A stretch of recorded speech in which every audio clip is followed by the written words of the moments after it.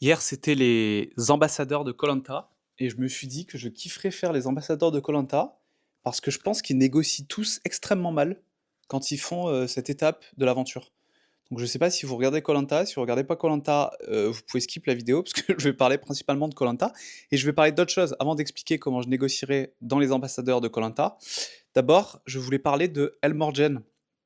Alors El Morgen, je le dis pas avec l'accent, c'est pas disponible en France, c'est que au Canada où je pense que c'est algérien, ou peut-être c'est présent en Afrique du Nord. C'est de la crème de noisettes grillée. C'est genre le truc qu'il y a à l'intérieur du Kinder Bueno. J'aime pas en avoir chez moi parce que je déglingue le paquet en l'espace de quelques heures, je pense qu'on peut dire des heures. Le problème, c'est que les voisins là-haut là, eh bien, ils sont rentrés en France pour quelques jours. On s'occupe de leur chien et donc dès que je rentre dans leur appartement, je pense au Elmorgen. Je sais qu'il est quelque part dans les meubles et j'ai tenu depuis 10 jours et là, j'ai pas pu m'en empêcher. Je suis allé chercher un truc pour la chienne et j'ai chopé le Elmorgen et je l'ai descendu à la maison pour me faire une tartine de Elmorgen.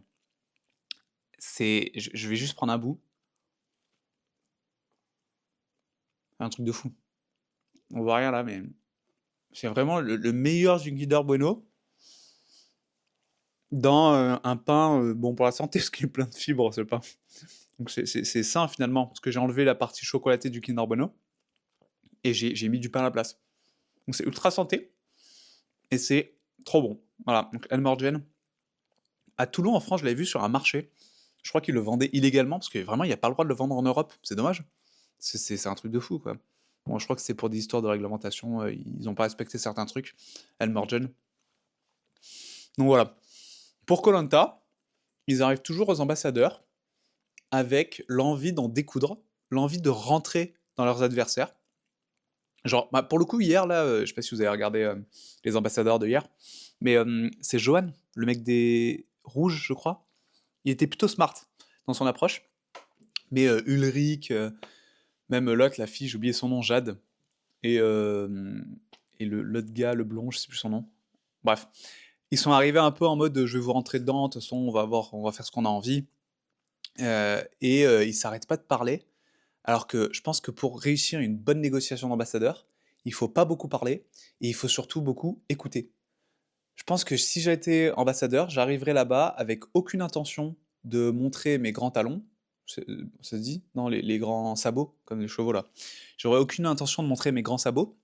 À l'inverse, je poserai des questions à mes adversaires pour comprendre les interactions, comment ça se passe dans leur vie de groupe, c'est quoi leur motivation intrinsèque. Genre, le Ulrich par exemple, je pense que tu peux facilement voir qu'il veut surtout pas aller à la boule et qu'il va vouloir se sauver les fesses et qu'il est prêt à envoyer un de ses meilleurs potes de l'aventure dans la fosse au lion.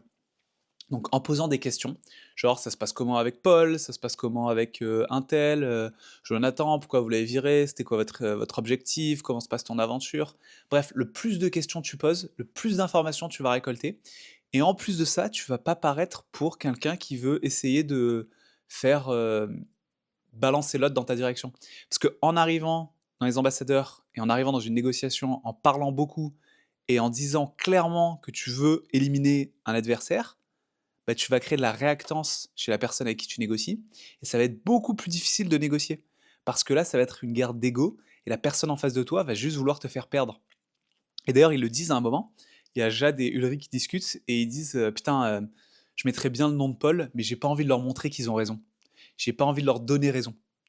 Alors que si tu crées une bonne relation, tu parles pas beaucoup, tu poses des questions, automatiquement, tu crées une bonne relation et tu vas pas forcément avoir raison. En fait, doucement, tu vas les emmener vers la meilleure solution pour la négociation. Et franchement, la meilleure solution pour la négociation, c'était sûrement de faire partir Paul et leur faire croire que ça vient directement d'eux et que ça vient même pas de toi.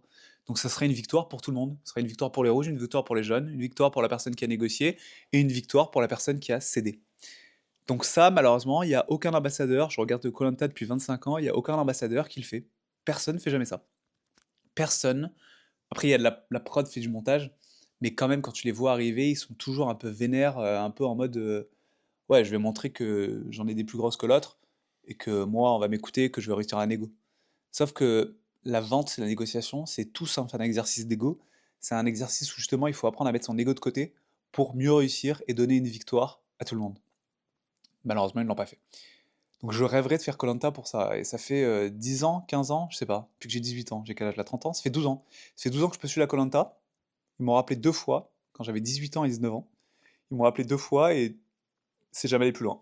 Donc j'ai envoyé le dossier, on a passé un coup de téléphone, ils m'ont posé 160 milliards de questions.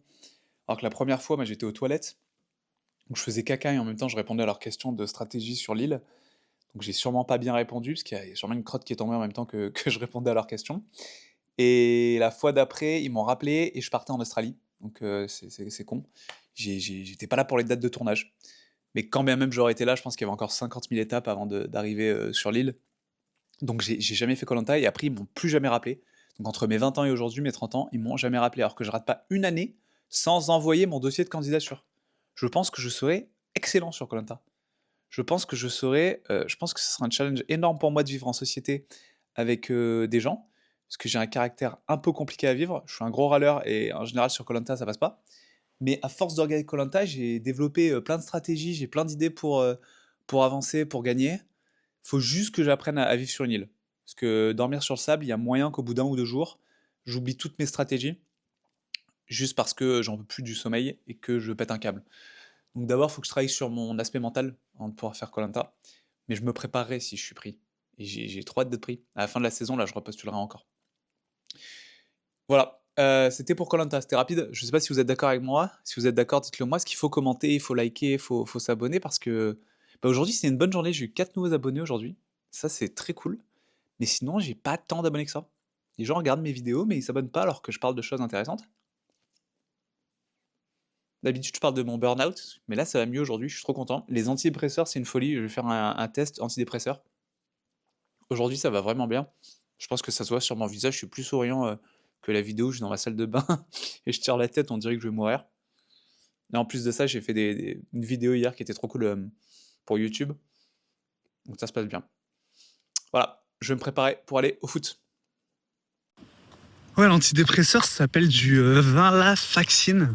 C'est un nom très compliqué, mais c'est un truc de fou. On dirait que j'ai pris, j'ai pas à dire le nom de drogue, je pense, sur YouTube. On dirait que j'ai pris un truc genre blanc que tu mets dans le nez et qui t'excite de ouf. Ce matin, je dansais, j'ai mis de la musique. Franchement, je me suis rarement senti aussi bien que depuis... ça fait longtemps que je me suis pas senti aussi bien. En fait, je me rappelle pas me sentir aussi bien depuis des années. Tout simplement. Je produis du contenu, je fais des vidéos, je regarde des matchs de foot, je regarde des films, même pour mon YouTube, vu que j'aimerais bien avoir un peu plus de monde qui me suit, ben j'ai envoyé des mails à d'autres youtubeurs pour demander de faire des featuring, tu sais, pour apparaître dans leurs vidéos, pour parler de santé mentale et de tous les sujets que j'évoque sur mon compte Instagram. Ben, pas sûr qu'ils me répondent, hein, parce que c'est des gens qui ont beaucoup trop d'abonnés par rapport à moi. En plus, dans le mail, je leur disais, bon, j'ai que 150 abonnés, mais j'ai de quoi parler, quoi. Je pense que ça peut être cool pour votre communauté. J'ai une personnalité cool, genre laisse-moi une chance. Mais ils m'ont pas répondu. Enfin, aujourd'hui, en tout cas, ils m'ont pas répondu. On verra s'ils me répondront plus tard. Et là, je vais au foot. On va voir si au foot ça se passe bien, parce que j'avais beaucoup de mal. Tous les matchs de foot que j'ai fait depuis que j'ai commencé mon arrêt de travail, je pleure.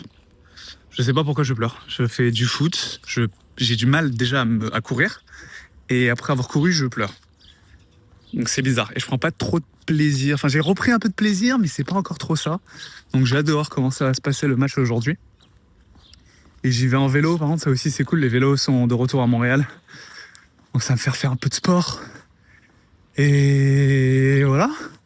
Et pour ceux qui me découvrent à peine, parce qu'il y a pas mal de gens là qui vont me découvrir, vu que j'ai une toute petite communauté pour le moment, ben je fais des vidéos. J'essaie de faire des vidéos tous les jours depuis le début de mon arrêt de travail pour Burnout, où je parle principalement de santé mentale. Là, aujourd'hui, j'ai parlé de koh parce que j'adore la partie négociation, c'est mon job à la base, avant que je parte en burn-out. Mais je parle principalement de santé mentale et je raconte ma vie dans des vlogs qui peuvent vous intéresser ou ne pas vous intéresser. Mais je pense vraiment, et d'ailleurs, j'ai eu un commentaire aujourd'hui d'une personne, je crois que c'est Max, si je me rappelle bien, qui m'a dit qu'il se retrouvait un peu dans mes vidéos, enfin dans une vidéo spécifiquement où je parle de la cage dorée de ta carrière.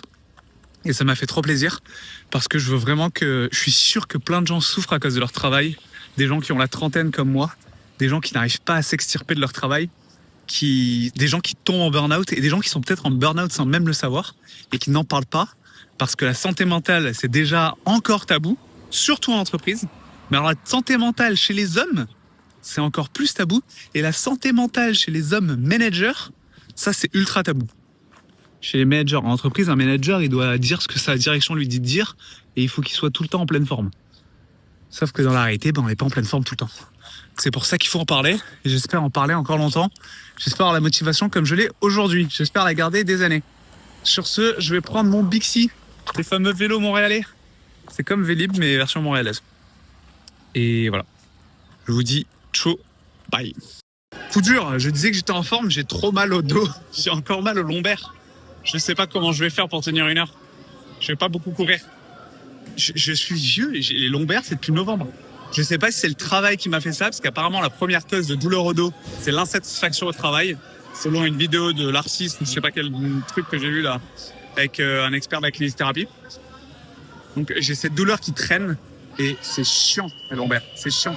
Je sais pas si vous m'entendez, ça sonne. Je joue au foot. À plus. Bye. Fin du match et j'ai mis tous les buts et j'ai gagné. Si ça, c'est pas un truc de fou, je pensais vraiment pas que je serais autant en forme parce que j'ai mal au dos, comme j'ai dit en arrivant avant le match. Et finalement, le dos s'est passé. Je pense que je vais douiller demain, mais c'est pas grave. Et la plus belle des victoires, finalement, c'est que j'ai... Attends, la plus belle des victoires, c'est que j'ai pas pleuré à la fin du match. C'est peut-être c'est la première fois depuis 7 semaines que je pleure pas après avoir fait du foot. Et c'est ça le truc le plus cool finalement que je vais retenir de cette journée. Je peux tranquillement rentrer chez moi. Je sais pas si vous m'entendez avec les écouteurs. J'avais fait des efforts sur le micro pour les dernières vidéos et là je me retrouve à faire du vélo avec les écouteurs et la caméra. Ça doit bouger en tous les sens, c'est terrible. Mais je rentre chez moi, je prends mon bain du mercredi soir et je vais me coucher. Non, je vais regarder un film. Je sais pas quel film je vais regarder. La dernière fois, j'ai vu... je sais pas si je l'ai dit dans la vidéo d'hier. Non, peut-être pas. J'ai regardé Life of Chuck. C'est un des meilleurs films que j'ai vu de ma vie. Et je mens pas. Je lui mets genre un 9,5 sur 10. C'était excellent. C'est sur Canal, si vous voulez le voir. Life of Chuck. C'est philo. C'est ça qui a inspiré ma vidéo d'hier sur YouTube. C'est... Ouais, philo, poétique, beau, agréable, dansant. Il y a tout pour faire un bon film. Donc je recommande Life of Chuck. J'en parlerai peut-être dans une prochaine vidéo quand je serai pas à vélo. Je vous dis bonne soirée et je vous dis encore ciao, bye.